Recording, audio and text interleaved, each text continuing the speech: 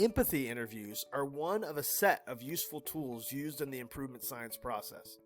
Conducting an empathy interview allows us to get a snapshot of how our users experience our systems and processes, and seeing those things from their perspective often sheds light onto some of the causes of the problem we've identified.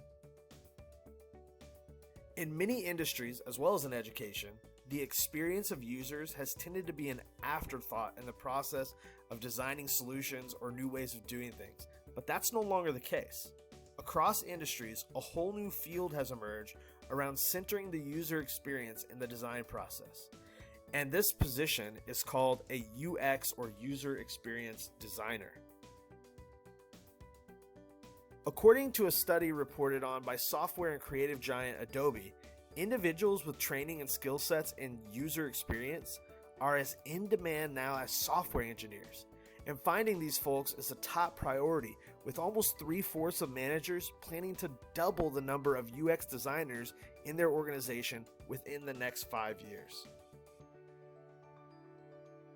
As industry begins to embrace the important practice of centering user experiences, it's a valuable practice for educators to embrace as well. The empathy interview is a simple, informal tool that allows us to begin to do just that. What is an empathy interview? An empathy interview is a process where we interview users, which in our case are usually students or parents, in order to understand their experience in our system or with a specific process, and to ultimately empathize with the frustration or problems that surface. Essentially, you're going to sit down with a student and informally interview them about their experience of your working problem statement.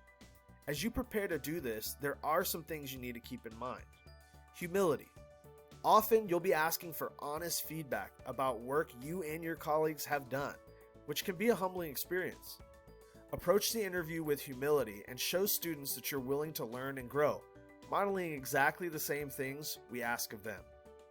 Seek to learn and not to confirm your own beliefs. Keep an open mind. Avoid confirmation bias by really willing yourself to want to understand and take seriously their perspective. Taking a 16-year-old or a second grader seriously might feel challenging, but valuing their experience is the only way to make this process work. With that in mind, it's important to create a safe space for honest answers and to make sure to reassure them that you want their honest assessment and that you won't hold it against them. Another key component is asking the right questions that invite them to describe their experience openly and talk freely, avoiding questions that tend toward one-word responses.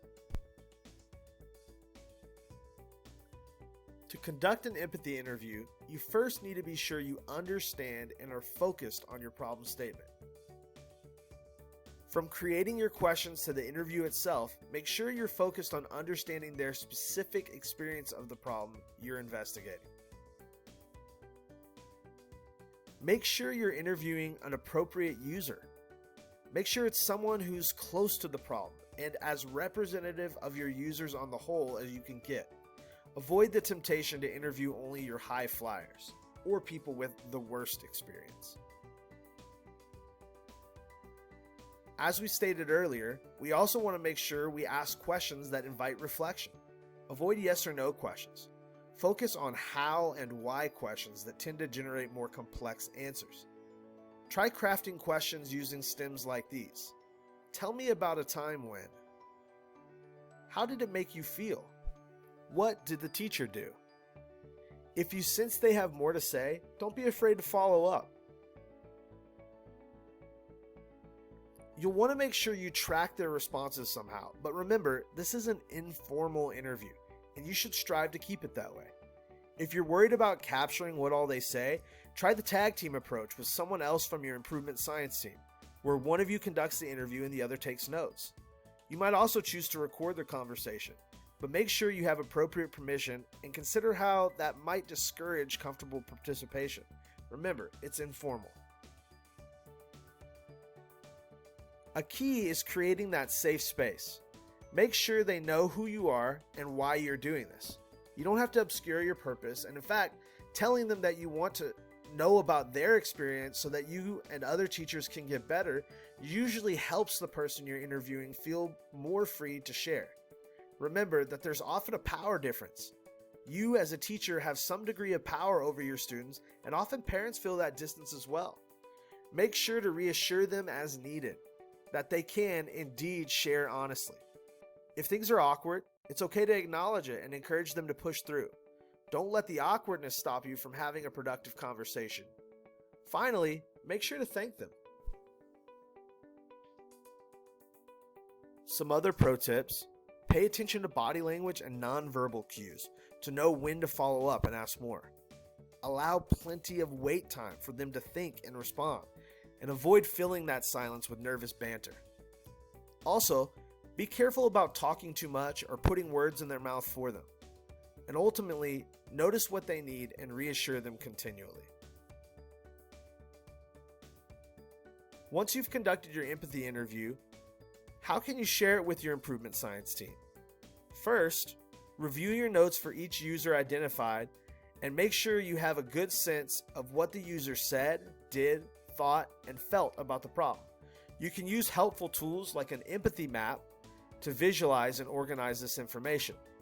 When talking about what you find, make sure you're sticking to the user's reported experience and not diagnosing or attempting to offer solutions or explain the problems at this stage.